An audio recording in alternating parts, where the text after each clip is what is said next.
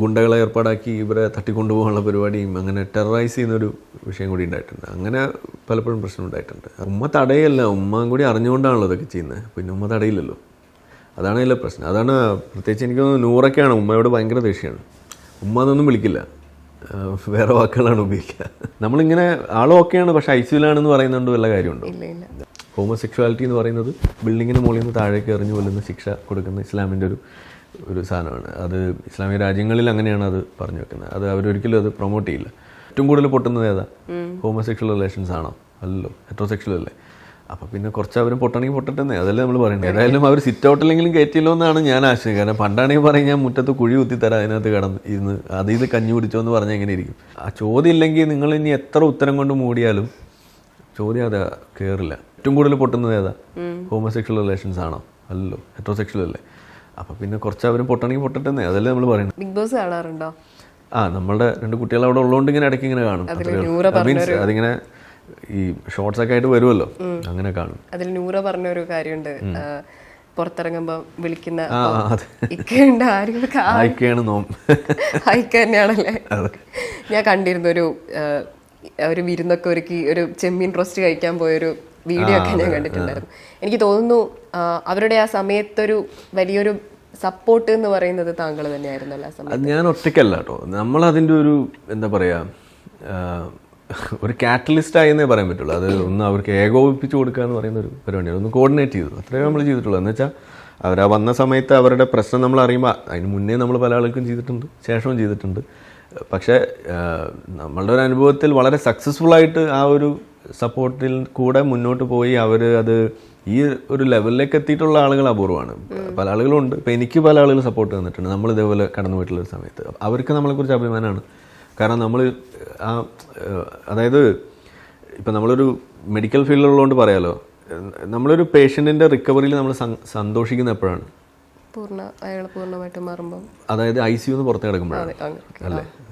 അതായത് നമ്മളിങ്ങനെ ആളൊക്കെയാണ്, പക്ഷെ ICUലാണെന്ന് പറയുന്നുണ്ട് വല്ല കാര്യമുണ്ടോ? ICU പുറത്ത് വെന്റിലേറ്ററിൽ നിന്ന് നമ്മൾ പുറത്ത് കിടക്കണം, അപ്പോഴാണ് അതിൽ നമുക്കൊരു സന്തോഷം വരിക. അതിനൊരു സന്തോഷമാണ്. വാർഡിലേക്ക് ഡിസ്ചാർജ് ആയി എന്ന് പറയുമ്പോൾ നമ്മൾ മനസ്സിലെന്താ വരുന്നത്, ഇതാണ് നമ്മളെ ഫീൽ എന്ന് പറഞ്ഞ മാതിരി നമ്മളൊക്കെ ആ ICUന്ന് വെന്റിലേറ്റർ സപ്പോർട്ട് ചെയ്യുന്ന മാറി ആദ്യം വാർഡിലേക്കും റൂമിലേക്കും പിന്നെ അവിടെ നിന്ന് പുറത്തേക്കും കടന്ന ആളുകളാകുമ്പോൾ അത് നമുക്കൊരു വലിയ സന്തോഷമാണ്. എന്ന് പറഞ്ഞ മാതിരി വളരെ സക്സസ്ഫുൾ ആയിട്ട് വളരെ ഷോർട്ട് ടൈമിൽ വെന്റിലേറ്റർ സപ്പോർട്ട് ചെയ്യുന്ന മാറി സ്വന്തമായിട്ട് അവരുടെ ജീവിതം മുന്നോട്ട് കൊണ്ടുപോകാൻ സാധിച്ചിട്ടുള്ള 2 വ്യക്തികളാണ്. അപ്പോൾ നമ്മൾ ആ കൊടുത്ത വെന്റിലേറ്റർ സപ്പോർട്ട് വെറുതെ ആയില്ല. അങ്ങനെ ഒരു ഇതുണ്ട്. അവരത് ഫലപ്രദമായിട്ട് അത് ഉപയോഗിച്ചു. അവരത് നല്ല രീതിയിൽ അവർക്കത് ഉപയോഗപ്പെട്ടു എന്നുള്ളതാണ്. അവരത് വളരെ സ്മാർട്ടായിട്ട് അത് ചെയ്തു. എല്ലാവർക്കും അത് പറ്റാറില്ല. പല ആളുകൾ ഇപ്പോഴും വെന്റിലേറ്റർ സപ്പോർട്ടിലാണ്, പല ആളുകൾ ഇപ്പോഴും ICUലാണ്, ചില ആളുകൾ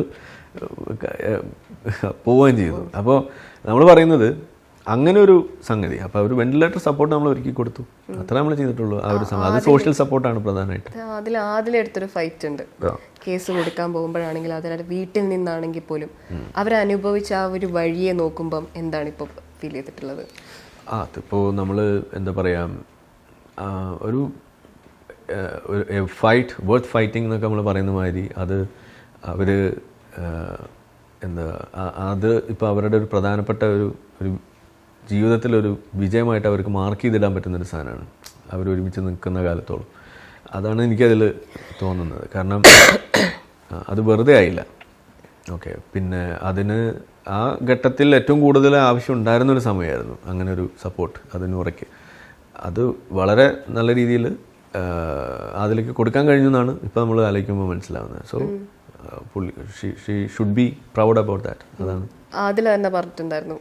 ഇത് പറഞ്ഞതിന് ശേഷം അവരുടെ വീട്ടിൽ നിന്ന് അനുഭവിക്കേണ്ട ഒരു പ്രഷർ, അവർ വീട്ടിൽ നിന്ന് അനുഭവിച്ച പല മോശം അനുഭവങ്ങളെക്കുറിച്ചും, ഇത് ഇങ്ങനൊരു പ്രശ്നം അവിടെ ഉണ്ടാവുന്നത് ശരിക്കും ഈ ഒരു ഇതിനെക്കുറിച്ചൊരു അജ്ഞതയാണോ അല്ലെങ്കിൽ ഒരു മതത്തിൻ്റെ പേരിലുള്ള ഒരു പ്രശ്നമായിരുന്നോ ശരിക്കും അതിലൂടെ അങ്ങനെയൊക്കെ ചെയ്യാനുള്ള ഒരു പ്രേരണ എന്ന് പറയുന്നത്? ഒന്ന് ഈ വിഷയത്തിൻ്റെ അജ്ഞത തന്നെയാണ്, ഇഗ്നറൻസ്. 2 ഈ മതത്തിൻ്റെ പ്രേരണ അതിലുണ്ട് താനും. കാരണം രണ്ടും കൂടി അവിടെ ഒരു വിഷയം തന്നെയാണ്. ഈ അജ്ഞത ഉണ്ടാകുന്നതിൻ്റെ ഒരു കാരണം, ഈ വിഷയത്തിൻ്റെ അജ്ഞത ഉണ്ടാകുന്നതിൻ്റെ ഒരു കാരണം മതത്തിൻ്റെ കണ്ണിൽ ഇതൊരു വലിയ സിന്നാണ്, ഒരു തെറ്റാണ്. ഹോമോസെക്ഷുവാലിറ്റി എന്ന് പറയുന്നത് ബിൽഡിങ്ങിന് മുകളിൽ നിന്ന് താഴേക്ക് എറിഞ്ഞു കൊല്ലുന്ന ശിക്ഷ കൊടുക്കുന്ന ഇസ്ലാമിൻ്റെ ഒരു സാധനമാണ്. അത് ഇസ്ലാമിക രാജ്യങ്ങളിൽ അങ്ങനെയാണ് അത് പറഞ്ഞു വെക്കുന്നത്. അത് അവരൊരിക്കലും അത് പ്രൊമോട്ട് ചെയ്യില്ല. ഇപ്പോൾ ഈവൻ അതിൽ ഏറ്റവും വലിയ തമാശ, ഈ ഈ നമ്മളുടെ ഇസ്രായേൽ പാലസ്റ്റൈൻ വിഷയത്തിൽ കുറേ LGBTQ കമ്മ്യൂണിറ്റിയിലുള്ള ആളുകൾ സപ്പോർട്ട് കൊടുക്കുന്നതൊക്കെ നമ്മൾ കണ്ടു കാണും. ഇതേ ആളുകൾ ഈ ഗാസയിൽ പോയിട്ടുണ്ടെന്നുണ്ടെങ്കിൽ അവരെ അവിടെ നിന്ന് എറിഞ്ഞു കൊല്ലും. അതാണ് ഉണ്ടാവും. അങ്ങനെ കൊന്നിട്ടുണ്ട്. ഹോമോസെക്ഷൽസ് ആയിട്ടുള്ള ആളുകളെ ഗാസയിൽ അങ്ങനെ എക്സിക്യൂട്ട് ചെയ്തിട്ടുള്ളതാണ്. അതാണ് അവിടുത്തെ നിയമം. അപ്പോൾ എന്ന് പറഞ്ഞാൽ ഒരു പ്രധാനപ്പെട്ട പ്രശ്നം, ഒരു ഡ്രൈവിംഗ് ഫോഴ്സ് അത് തന്നെയാണ്. അങ്ങനെ ഒരു വിഷയം ഉണ്ടതില്ല. ഇത് ഇവർക്ക് അറിയില്ലല്ലോ. ശരി, അതിലേക്ക് അങ്ങനെ ഒരു ദുരനുഭവം അവരുടെ ബന്ധുക്കളിൽ നിന്ന് തന്നെ ഉണ്ടാകുന്ന ഒരു അവസ്ഥ ഉണ്ടായിട്ടുണ്ട്. രണ്ടുപേർക്കും ഉണ്ടായിട്ടുണ്ട്. കൂടുതൽ ഇൻറ്റൻസിറ്റി കൂടുതൽ നൂറയ്ക്കാണ്. അത് അങ്ങനെയുള്ള സംഗതിയോടൊപ്പം തന്നെ ഈ ഗുണ്ടകളെ ഏർപ്പാടാക്കി ഇവരെ തട്ടിക്കൊണ്ടുപോകാനുള്ള പരിപാടിയും അങ്ങനെ ടെററൈസ് ചെയ്യുന്നൊരു വിഷയം കൂടി ഉണ്ടായിട്ടുണ്ട്. അങ്ങനെ പലപ്പോഴും പ്രശ്നം ഉണ്ടായിട്ടുണ്ട്. അതാണ് അതിൽ ഒരു പ്രധാന പ്രശ്നം. അതല്ല, താങ്കൾ തന്നെ പറഞ്ഞിട്ടുണ്ട്, സ്വന്തം ഉമ്മയ്ക്ക് പോലും തടയാൻ പറ്റാത്ത രീതിയിലുള്ള. ഉമ്മ തടയല്ല, ഉമ്മ കൂടി അറിഞ്ഞുകൊണ്ടാണല്ലോ ഇതൊക്കെ ചെയ്യുന്നത്. പിന്നെ ഉമ്മ തടയില്ലല്ലോ. അതാണ് അതിലെ പ്രശ്നം. അതാണ് പ്രത്യേകിച്ച് എനിക്ക് തോന്നുന്നു നൂറൊക്കെയാണ് ഉമ്മയോട് ഭയങ്കര ദേഷ്യമാണ്. ഉമ്മ എന്നൊന്നും വിളിക്കില്ല, വേറെ വാക്കുകളാണ് ഉപയോഗിക്കുക. അത്രയും ഒരു വെറുപ്പും ഒരു ഭയവും ഒക്കെയാണ് ആൾക്ക് ഉമ്മാനോടുള്ളത്. പക്ഷേ അവരുടെ സഹോദരങ്ങളൊക്കെ ആയിട്ട് വലിയ സ്നേഹത്തിലാണ് അവർ വിളിക്കാറൊക്കെ ഉണ്ട്. അങ്ങനെയാണ്. ഇവർ ഇപ്പോൾ ആദില, നൂറ അവർ കടന്നു വന്ന വഴി ഇതൊക്കെ കാണുമ്പം ഒരു മാറ്റം ആളുകളിൽ ഉണ്ടാവുമെന്ന് ഫീൽ ചെയ്യുന്നുണ്ട്. അതായത് മതത്തിൽ ഉറച്ച് വിശ്വസിക്കുന്ന ആളുകളിലാണെങ്കിൽ പോലും യെസ് ഇത് നോർമൽ ആണെന്നൊരു വിശ്വാസം അവരിൽ ഉണ്ടാവാൻ ഇവരിലൂടെ സാധിക്കുമെന്ന് താങ്കൾക്ക് ഇപ്പോൾ ഫീൽ ചെയ്യുന്നുണ്ട്? എല്ലാ വിഷയത്തിലും മാറ്റം ഉണ്ടാവുന്നുണ്ട്. അത് ഇതിലുണ്ട്. അതാണ് ഞാൻ മനസ്സിലാക്കുന്നത്. ഇപ്പോൾ നമ്മൾ ഈ ഒരു എനിക്ക് തോന്നുന്നു ഇപ്പോൾ നമ്മൾ ഏർപ്പെടാറുള്ള ഈ സ്വതന്ത്ര ചിന്താ മേഖല, അതിൽ നമ്മൾ ഈ സയൻസ് പ്രൊമോഷനാണ് പ്രധാനമായിട്ട്. സയൻസ് പ്രൊമോഷൻ്റെ ഒരു ആവശ്യകത എന്തെന്ന് പറഞ്ഞാൽ നമുക്ക് ഏതൊരു വിഷയം എടുത്തു കഴിഞ്ഞാൽ അതെന്താണെന്ന് അറിയലാണ്. അതിനെ ചുറ്റുപറ്റിയിട്ടുള്ള ഊഹാപോഹങ്ങളും ഭയവും അതുപോലെ നമ്മളെ പറ്റിക്കാനിടയുള്ള സംഗതികൾ, ഇതെല്ലാം നമുക്കൊരു ഗാർഡ് ഉണ്ടാകുന്നത് അപ്പോഴാണ്. ഈ സാധനം എന്താണെന്ന് തിരിച്ചറിയുക എന്നുള്ളതാണ്. അപ്പോൾ അത് ഈ വിഷയത്തിലും ബാധകമാണ്. ഈ ഹോമോസെക്ഷൽസിൻ്റെ LGBTQ അതിനകത്തും അത് ബാധകമാണ്. അതിലുണ്ട് ന്യൂആൻസസ് ഉണ്ട്. അത് ചില സമയങ്ങളിൽ അത് വലിയ പ്രശ്നമായിട്ട് മാറുന്നു, ചില സമയങ്ങളിൽ അത് ഇപ്പോൾ അതിൻ്റെ പേരിലുള്ള ഐഡൻറ്റിറ്റി പൊളിറ്റിക്സ് ഒക്കെ വലിയ വിഷയമാണ്. എല്ലായിടത്തും അത് കൊണ്ടുവന്ന് തിരിക, അങ്ങനെയൊക്കെയുള്ള ചില യൂറോപ്പിലൊക്കെ US കാണുന്ന ചില വിഷയങ്ങളൊക്കെ ഉണ്ട്. അതിൻ്റെ ഒന്നും ആവശ്യമില്ല സത്യം പറഞ്ഞു കഴിഞ്ഞാൽ. ഒരാളുകളുടെ ഐഡൻറ്റിറ്റിയാണ്, അത് അവരുടെ ഒരു പേഴ്സണൽ ലൈഫിൽ ഉണ്ടാകുന്ന സംഗതികളാണ്. അതിന് ആ രീതിയിൽ പോകുക, അതിനുള്ള നിയമങ്ങൾ ഉണ്ടാക്കുക എന്നുള്ളത്. പക്ഷേ അതിനെ തടയിടുന്ന രീതിയിലേക്ക് പോലും ഇവരുടെ നിലപാടുകൾ ചിലപ്പോൾ മാറാറുണ്ട്. ഇതൊരു ഒരു പൊളിറ്റിസൈസ് ചെയ്യപ്പെടുന്ന ഒരു പ്രശ്നം വരുമ്പോൾ അതൊക്കെ കുറച്ച് പ്രോബ്ലം തന്നെയാണ്. അപ്പോൾ അങ്ങനെ നോക്കുമ്പോൾ മൊത്തത്തിൽ ഇതിനെക്കുറിച്ചുള്ള ചർച്ചകൾ ആവശ്യമാണ്. ഇപ്പോൾ ഒന്ന് ആലോചിക്കുകയാണെങ്കിൽ ഇന്ത്യയിൽ തന്നെ ഇത് ഏറ്റവും കൂടുതൽ സംസാരിക്കുന്ന ഒരു സംസ്ഥാനം കേരളമായിട്ട് മാറിയിട്ടുണ്ട് ഇങ്ങനെയുള്ള വിഷയം. പൊതുവെ ഇപ്പോൾ നമ്മൾ ഈ ലിറ്റ്മസ് ഒക്കെ കഴിഞ്ഞ ദിവസം നടന്നില്ല, അപ്പോൾ അതിലൊക്കെ നമ്മൾ കണ്ടിട്ടുണ്ടാവും ഒരുപാട് ആളുകൾ വരുന്നു. അപ്പോൾ ആ ഒരു മാഗ്നിറ്റ്യൂഡിലുള്ള പരിപാടികളൊന്നും വേറെ എവിടെയും നടക്കുന്നില്ല. അതെന്താ വെച്ചാൽ ഇതിനൊരു വലിയൊരു ഓഡിയൻസ് ഉണ്ട് ഇപ്പോൾ, പഴയ മാതിരിയല്ല. അതിപ്പോൾ നമ്മൾ യൂട്യൂബ് ചാനലിൻ്റെ ഒരു ഇത് നോക്കുകയാണെങ്കിൽ അങ്ങനെ ഓൾമോസ്റ്റ് ഒരു 80% ആളുകളും ഈ റിപ്പീറ്റ് വ്യൂവേഴ്സാണ്. എന്ന് വെച്ചാൽ ഒരു വീഡിയോ കണ്ടു, അവർ തന്നെ അടുത്ത വീഡിയോ, അങ്ങനെ കാത്തിരുന്ന് കാണുന്ന അവസ്ഥയിലേക്ക് വരെ വന്നിട്ടുണ്ട്. അത് ഇതായിരുന്നില്ല മുന്നത്തെ കണക്ക്. ഒരു 50-50 ഒക്കെ ആയിരുന്നു, അതിലും കുറവായിരുന്നു. പുതിയ ഓഡിയൻസ് ഒക്കെ ആയിരുന്നു. ഇപ്പോൾ അതൊക്കെ മാറി. ഇപ്പോൾ അതൊരു 80%ഓളം റിപ്പീറ്റ് വ്യൂവേഴ്സ്. അപ്പോൾ അവർ കാത്തിരിക്കുകയാണ്. അപ്പോൾ അവർക്ക് അറിയണം ഈ വിഷയത്തിൽ എന്താണ് ഇതിൻ്റെ ക്ലാരിറ്റി, ഈ പെർസ്പെക്റ്റീവ്. അത് നമ്മൾ പറയുന്നത് ശരിയാണെന്നുള്ള ഒരു ധാരണയൊന്നുമല്ല, ഈ പെർസ്പെക്റ്റീവ് എന്താണെന്ന് അറിയാമെന്നുള്ളതാണ്. അപ്പോൾ ഡിഫറെൻറ്റ് പെർസ്പെക്റ്റീവ്സ് എല്ലാ ആളുകൾക്കും കിട്ടാനുള്ളൊരു കാലഘട്ടമാണ് ഇപ്പോൾ ഉള്ളത്. അപ്പോൾ നമ്മൾ പറയാറുണ്ട് ഈ ഇൻ്റർനെറ്റ് എന്ന് പറയുന്നത് ഒരു വലിയ സാധ്യതയാണ്. അത് ഈ കപടശാസ്ത്രങ്ങൾ, മതങ്ങൾ, ഇതുപോലുള്ള സംഗതികളുടെ എല്ലാം അന്തകനാവുന്നത് അങ്ങനെയാണ്. കാരണം നിങ്ങൾക്കൊരു മിസ്ഇൻഫർമേഷൻ, ഡിസ്ഇൻഫർമേഷൻ ഒന്നും നിങ്ങൾക്ക് മോണോപ്പൊളൈസ് ചെയ്യാൻ കഴിയില്ല, അത് സെല് ചെയ്യാനും പറ്റില്ല. അതാണ്, അത് പെട്ടെന്ന് തന്നെ ഇങ്ങനെ ആവിയായി പോകും. അതുകൊണ്ടാണ് ഇന്നത്തെ കാലഘട്ടത്തിൽ നമുക്കൊരു പുതിയ മതം പോലും ഉണ്ടാക്കാൻ പറ്റാത്തത്. ഇപ്പം മുഹമ്മദ് നബി അല്ലെങ്കിൽ ഇതുപോലുള്ള മറ്റു മതങ്ങളൊക്കെ ഉണ്ടായിരുന്ന കാലഘട്ടത്തിൽ ഈ ഇൻ്റർനെറ്റും സംവിധാനമൊക്കെ ഉണ്ടായിരുന്നത് ഈ കഥ ഉണ്ടാക്കൽ എളുപ്പമല്ല. കാരണം ഈ കഥകളിലാണ് ഈ സാധനം നിലനിൽക്കുന്നത്. ഇപ്പോൾ ആകാശത്തേക്ക് പറന്നു, 7 ആകാശത്തേക്ക് പോയി എന്നൊക്കെ പറയുമ്പോൾ 7 ആകാശം ഉണ്ടോ എന്ന് സെർച്ച് ചെയ്യാനുള്ളൊരു ഓപ്ഷൻ ഒന്നുമില്ലല്ലോ. ഇന്ന് നമുക്ക് സെർച്ച് ചെയ്ത് നോക്കാമല്ലോ, അപ്പോൾ അതിൽ കാണുമല്ലോ. അല്ലെങ്കിൽ ഹോമിയോ മരുന്നിനെ കുറിച്ച് പറയുമ്പോൾ ഹാനിമാൻ ജീവിക്കുന്ന കാലത്ത് ഈ ഇൻ്റർനെറ്റ് ഉണ്ടെന്നുണ്ടെങ്കിൽ ഇത് ഇത്ര എളുപ്പമല്ല. ആ ഒരു ഡെവലപ്മെൻറ്റ്, അതായത് ഇന്ന് നമുക്ക് ഹാനിമാൻ ജീവിക്കുകയാണെന്നുണ്ടെങ്കിൽ ഹോമിയോപ്പതി കണ്ടുപിടിക്കില്ല. കാരണം ഹാനിമാൻ തന്നെ തപ്പി കണ്ടുപിടിക്കാമല്ലോ എന്താ പ്രശ്നം എന്നുള്ളത്. അതാണ് നമ്മൾ പറയുന്നത്. അത് എല്ലാത്തിലും ബാധകമാണ്. അപ്പോൾ ഈ ഹോമോസെക്ഷുവാലിറ്റി സംബന്ധിച്ച്, ഹോമോഫോബിയെ സംബന്ധിച്ചിട്ടുള്ള അബദ്ധധാരണകൾ ഇതെല്ലാം ഇന്ന് കുറേയൊക്കെ ഓവർകം ചെയ്യുന്നത്, അത് ക്ലിയർ ചെയ്ത് വരുന്നത് ഇങ്ങനെയുള്ള ഇൻ്റർനെറ്റിൻ്റെയും കൂടി സഹായത്തിലൂടെ. അപ്പോൾ ഇൻ്റർനെറ്റിന് അങ്ങനെ ഒരു വലിയ സാധ്യതയുണ്ട്. ഇൻഫർമേഷൻ ആളുകൾക്ക് എത്തിക്കാൻ, അതിപ്പോൾ നമ്മൾ പറയും, ഇപ്പോൾ നമ്മൾ ഈ പറയുന്നു, ഇത് ആളുകൾ കേൾക്കുമ്പോൾ അവർക്ക് അന്വേഷിക്കാനുള്ളൊരു വഴിയാവുകയാണ്. അതാണ് ഇതിൽ സംഭവിക്കുക. ഇൻഫർമേഷൻ്റെ കാര്യം പറയുമ്പോൾ തന്നെ അതിൽ ലക്ഷ്മി എന്ന് പറയുന്ന മറ്റൊരു കണ്ടസ്റ്റന്റ് ഇവരെ കുറിച്ച് പറഞ്ഞത് വീട്ടിൽ കയറ്റാൻ കൊള്ളാത്തവരെന്നാണ്. അപ്പൊ നമ്മൾ വിചാരിച്ചു പുറത്ത് ഭയങ്കരമായ ഒരു പ്രതിഷേധം ഉണ്ടാവുമായിരിക്കും എന്നൊക്കെ വിചാരിച്ചെടുത്ത് നിന്ന് ലക്ഷ്മിക്ക് വലിയൊരു സപ്പോർട്ട് കിട്ടി. ഇല്ല എന്ന് പറഞ്ഞുകൊണ്ട് ഒരു കേക്ക് മുറി വരെ നടന്നു. ഇപ്പോഴും അവർ പറയുന്നത് വീട്ടിൽ കയറ്റില്ല അങ്ങനെ തന്നെ പറയുന്നു. അതിന് വലിയ സപ്പോർട്ട് കിട്ടുന്നു. ഇതിൽ നിന്ന് എന്താണ് മനസ്സിലാക്കേണ്ടത്? അത് ഇവിടെ സംഭവിക്കാനാണ്. അതായത് അങ്ങനെ ഒരു വിയോജിക്കാനുള്ള അവകാശം നമുക്കുണ്ട് അവരാ പറയുന്ന സംഗതികൾ. പക്ഷേ അത് നമ്മൾ ഉപയോഗിക്കുന്ന ലാംഗ്വേജിലാണല്ലോ അവിടെ ആളുകൾക്കൊരു പ്രശ്നം വന്നത്. അതായത് വീട്ടിൽ കയറ്റാൻ കൊള്ളില്ല എന്ന് പറയുമ്പോൾ അപ്പോൾ കൊള്ളില്ല എന്ന് പറയുന്ന ഒരു സാധനം അവിടെ ഒരു പ്യൂരിറ്റി വാദം വരുന്നുണ്ട്. ഓക്കെ, ഞാൻ മാത്രമേ കയറാൻ പറ്റൂ. ഇതൊരു അടിസ്ഥാനപരമായിട്ട് നമ്മളുടെ ഉള്ളിൽ കിടക്കുന്ന ഒരു ക്ലാസ് ഒരു ഫീലുണ്ട്. അത് നമ്മളൊരു ഇന്ത്യൻ സൊസൈറ്റിയുടെ ഒരു പ്രശ്നം കൂടിയാണത്. അതിൻ്റെ ഒരു കുഴപ്പമാണത്. അത് ഹോമോഫോബിയ ആയിട്ട് നേരിട്ട് നമുക്ക് കണക്ട് ചെയ്യണമെന്ന് ചോദിച്ചാൽ വേണമെങ്കിൽ ആ വിഷയമായിട്ട് വേണമെങ്കിൽ കണക്ട് ചെയ്യാം. പക്ഷേ അതിനേക്കാൾ ഉപരിയായിട്ട് നമ്മളെല്ലാ ആളുകളെയും അങ്ങനെ കാണുന്നു എന്നുള്ളതാണ്. അതാണ് അതിലൊരു പ്രശ്നം. അപ്പോൾ ആളുകൾക്ക് പൊതുവെ ഉള്ളൊരു ബോധമാണത്, ഈ ക്ലാസ് ഡിവൈഡ് ഇതുപോലുള്ള സാധനങ്ങൾ. നമ്മൾ അത് കില്ല് ചെയ്താൽ തന്നെ ഇതുപോലുള്ള സാധനങ്ങൾ കുറയും. അപ്പോൾ നമ്മൾ ഈ ഒരു വിഷയത്തിൽ മാത്രമല്ലല്ലോ നമ്മൾ ആളുകൾ വീട്ടിൽ കയറ്റാൻ കൊള്ളുന്നവരാണല്ലോ. സവർണത എന്ന് ഞാൻ പറയുന്നില്ല, ഒരു പ്യൂരിറ്റി ചിന്തയാണത്. അതിന് എന്ത് വാക്കുവാണെങ്കിൽ നിങ്ങൾ ഉപയോഗിച്ചു. അതായത് നമ്മളെല്ലാവരെയും അങ്ങനെയാണ് അളക്കുക. അപ്പോൾ നമ്മൾ വീട്ടിൽ വരുന്ന ഒരു സ്റ്റാഫ് ആരെങ്കിലും ഉണ്ടെങ്കിൽ അവരെ നമ്മൾ വീട്ടിൽ കയറ്റുമോ, നമ്മളെ കൂടെ ഇരുത്തി നമ്മൾ ഭക്ഷണം കഴിപ്പിക്കുക. നമ്മൾ എത്ര പേർക്ക് അത് സാധിക്കും? അപ്പോൾ നമ്മുടെ ഉള്ളിൽ അത് ഒളിഞ്ഞ് കിടപ്പുണ്ട് എല്ലാ മനുഷ്യന്മാരും. നമ്മൾ ഇപ്പോൾ അന്യ നാട്ടിൽ നിന്ന് വന്ന് ഇവിടെ തൊഴിലെടുക്കുന്ന ആളുകളെ പോലും നമ്മളെങ്ങനെയാണ് കാണുന്നത്? അവനൊരു ബംഗാളിയാണ്, അവനൊരു തമിഴ്, ഇങ്ങനെ നമ്മൾ കാണാറുണ്ട്. അപ്പോൾ ആ ഒരു ഫീലിംഗ് നമുക്കുണ്ട്, ആ ഒരു ബയസ് നമുക്കുണ്ട്. ലക്ഷ്മിയുടെ അമ്മയാണെങ്കിൽ പോലും പറഞ്ഞത് സിറ്റ് ഔട്ടിൽ ഇരുത്തിക്കോളും, ഏതായാലും അവർ സിറ്റ് ഔട്ടിലെങ്കിലും കയറ്റിയല്ലോ എന്നാണ് ഞാൻ ആശയം. കാരണം പണ്ടാണെങ്കിൽ പറയും ഞാൻ മുറ്റത്ത് കുഴി കുത്തിത്തരാം, അതിനകത്ത് കടന്ന് ഇരുന്ന് ഇത് കഞ്ഞി കുടിച്ചോ എന്ന് പറഞ്ഞാൽ എങ്ങനെ ഇരിക്കും? ഇത് നമ്മളുടെ ഉള്ളിലുള്ള സാധനമാണിത്. അപ്പോൾ ഇതാണ് ആദ്യം നമ്മൾ ഒഴിവാക്കേണ്ടത്. അപ്പം അങ്ങനെ നമ്മളത് ഒഴിവാക്കാൻ പഠിച്ചാൽ ഈ ഹോമോഫോബിയ പോലെയുള്ള സാധനങ്ങൾ ഒഴിവാവാൻ എളുപ്പമാണ്.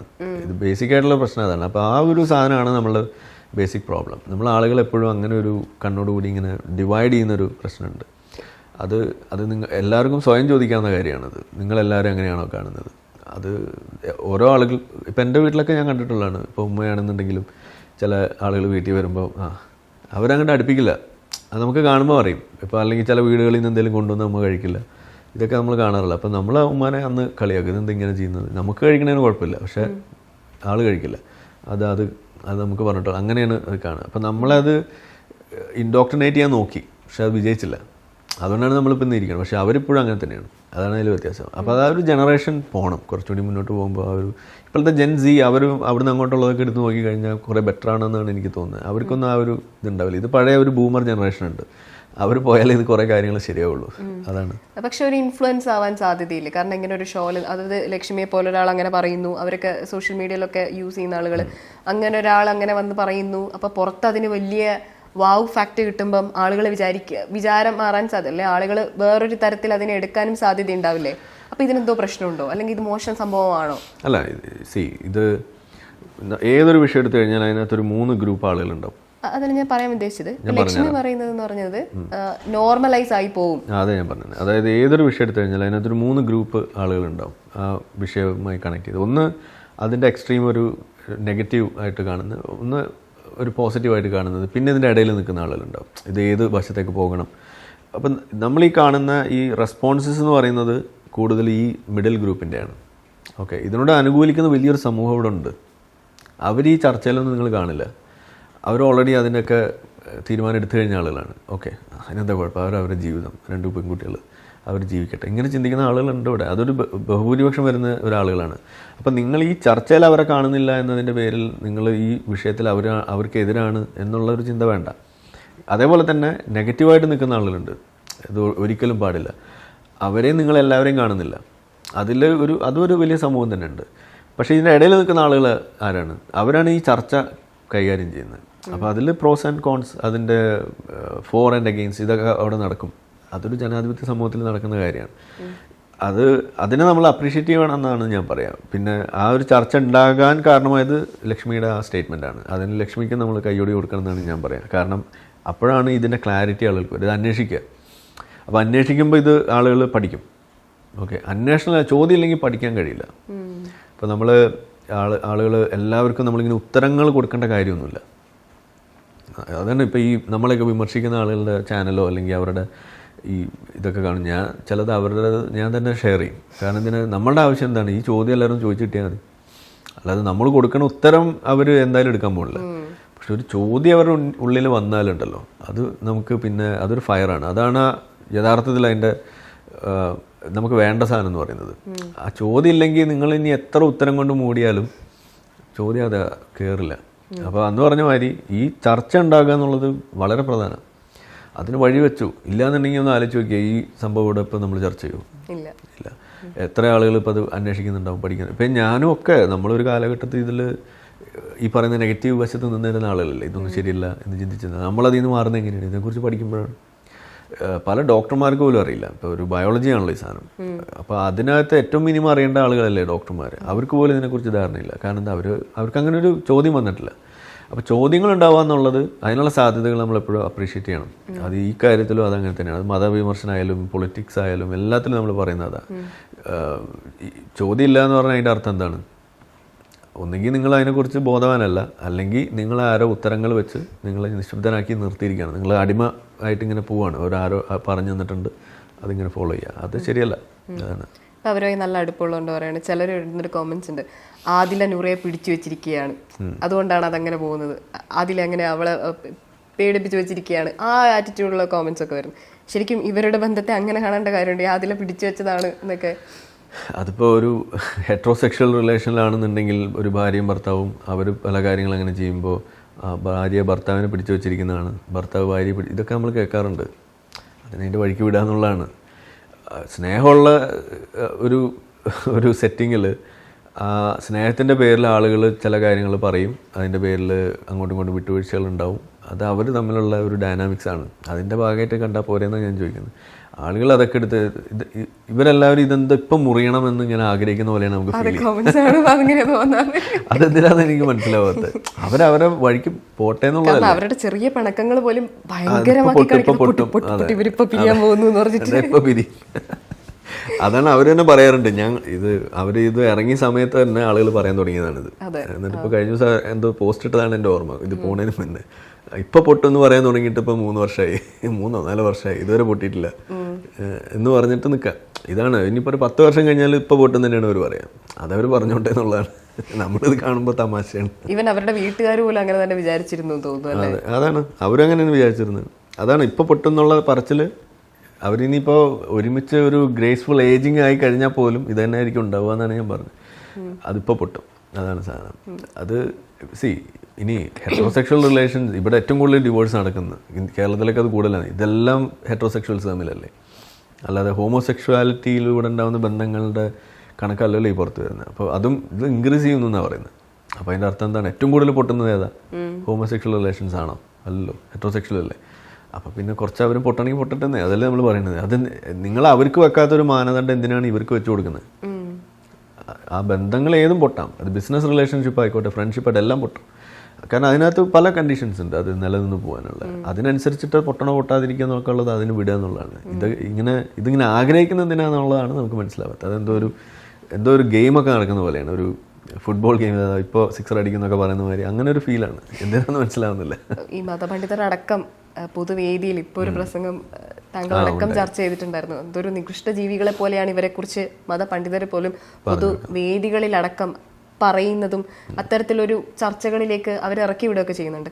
എന്തുകൊണ്ടാണ് മതം ആദിലയും നൂറയെയും ഇത്ര പേടിക്കുന്നത്? അത് ഒന്നും ഞാൻ പറഞ്ഞല്ലോ, ഈ ഒരു സാധനം ഇവരുടെ കണ്ണിലൊരു തിന്മയായിട്ടാണ് അവർ കാണുന്നത്. ഓക്കെ, അപ്പോൾ സ്വാഭാവികമായിട്ട് ഇത് മറ്റുള്ള ആളുകൾ ഇത് ഈ തിന്മ അനുകരിക്കുമോ എന്നുള്ള സാധനം, അതാണ് അവരുടെ ഭയത്തിൻ്റെ ഒരു അടിസ്ഥാനം. ഒന്നാമത്തെ കാര്യം, ഇതങ്ങനെ അനുകരിക്കാൻ പറ്റുന്നൊരു സാധനമല്ല. ഒരു ഹോമോസെക്ഷൽ ആയിട്ടുള്ള ഒരു സംഗതിയെ കണ്ട് വേറൊരാൾക്ക് ഹോമോസെക്ഷൽ ആവാനൊന്നും പറ്റുമൊന്നുമില്ല. അതൊക്കെ അവരുടെ തെറ്റിദ്ധാരണയാണ്. അത് ഈ സാധനത്തെക്കുറിച്ച് അവർക്ക് അറിയില്ല എന്നുള്ളതാണ്. തെറ്റിദ്ധാരണകളാണ് അത് വരുന്നത്. ലക്ഷ്മിക്കുണ്ടായത് ഈ പറഞ്ഞ ഒരു മറ്റേ ചിന്തയും കൂടിയാണ് കേട്ടോ. തെറ്റിദ്ധാരണ പ്ലസ് ഈ പറയുന്ന ഒരു മറ്റേ കയറ്റാൻ കൊള്ളുന്നവരാണോ അല്ലയോ അങ്ങനത്തെ ഒരു ക്ലാസ് ഒരു ഇഷ്യൂ കൂടി വരുന്നുണ്ട്. ഇതിൽ പ്യുവറായിട്ട് പറയുകയാണെങ്കിൽ ഒരു വിശ്വാസത്തിൻ്റെ പേരിലാണ്. കാരണം അതിൽ ഒറ്റയ്ക്ക് വന്നവർ കയറ്റും, അങ്ങനെയുണ്ടല്ലോ ഇതിനകത്ത്. അപ്പോൾ ഇതിൽ പ്രശ്നം ഇങ്ങനൊരു കണ്ണുകൊണ്ട് കാണുന്നതുകൊണ്ടാണ്. ഇത് മറ്റുള്ള ആളുകൾ ഇത് അനുകരിക്കുമോ എന്നുള്ളൊരു സാധനം, അത് ഈ തിന്മയായതുകൊണ്ട്. അപ്പോൾ അങ്ങനെ ഒരു സാധനമാണ് ഇവർ സെല് ചെയ്യുന്നത്. അപ്പോൾ അതിൻ്റെ പേരിലാണ് ഇവർ പല കാര്യങ്ങളും അബദ്ധങ്ങൾ വിളിച്ചു പോകുന്നത്. അപ്പോൾ എന്താ ഒരു ഉദാഹരണമൊക്കെ പറഞ്ഞിരുന്നല്ലോ, എന്താണ് മോഹൻലാലിന്റെ അച്ഛനും മമ്മൂട്ടിയുടെ അങ്ങനെ മോഹൻലാൽ ഉണ്ടാവുമോ മമ്മൂട്ടി ഉണ്ടാവുമോ എന്നൊക്കെയാണ് ചോദിക്കണേ. ഓക്കെ, ഇതൊക്കെയാണ് അവർ ചോദിക്കുന്നത്. അപ്പം നമ്മൾ മനസ്സിലാക്കുന്നത് അവർക്ക് ഈ സാധനത്തെക്കുറിച്ച് അറിയില്ല എന്നുള്ളതാണ്. എന്താണ് ഈ സാധനം എന്നുള്ളതിനെക്കുറിച്ച് അവർക്ക് ധാരണയില്ലാത്തതുകൊണ്ടാണ് അങ്ങനെയുള്ള സ്റ്റേറ്റ്മെൻറ്റ്സ് വരുന്നത്. അപ്പോൾ രണ്ട് വഴിയേ ഉള്ളൂ. ഇങ്ങനെയുള്ള സ്റ്റേറ്റ്മെൻറ്റ്സ് ആവർത്തിക്കുന്ന ആളുകളുടെ എണ്ണം കുറയ്ക്കുക എന്നുള്ളതാണ്. അതിന് ഈ ഒരു ജനറേഷൻ കഴിഞ്ഞ് പുതിയ ജനറേഷനിൽ കുറച്ചുകൂടി ബോധമുള്ള ആളുകളായി മാറുക എന്നുള്ളതാണ്. അത് ഈ പറഞ്ഞപ്പോഴാണ് മോഹൻലാലിനെ പോലെ ഒരു നടൻ അങ്ങനെ വന്നത് പറഞ്ഞത് ഭയങ്കര ഒരു പോസിറ്റീവ് തന്നെയല്ലേ. കാരണം അത് ഇപ്പോൾ ഈ പറഞ്ഞ ഇവർ പോലും അത്രയും പറയണമെങ്കിൽ, കാരണം മോഹൻലാലിനെ പോലെ ഒരാൾ അങ്ങനെ പറയുമ്പോൾ കൂടുതൽ ആളുകൾ യെസ് ഇതൊരു അതാണ് ഞാൻ പറഞ്ഞത്. ഈ ചർച്ച ആംപ്ലിഫൈ ചെയ്യാൻ മോഹൻലാൽ പറഞ്ഞത് ഉപകാരപ്പെട്ടു എന്നുള്ളതാണ് ഞാൻ പറയുന്നത്. അതുകൊണ്ട് തന്നെ കുറേ ആളുകൾക്ക് അത് പഠിക്കാനുള്ളൊരു അവസരമായി. അതാണ് ഞാൻ സൂചിപ്പിച്ചത്. അത് നല്ല കാര്യമാണെന്നാണ് പറയാം. ആ ഒരു വിഷയം ഒരു പ്രധാനപ്പെട്ട ഒരു വിഷയമാക്കി മാറ്റി. അത് നല്ല കാര്യമാണല്ലോ.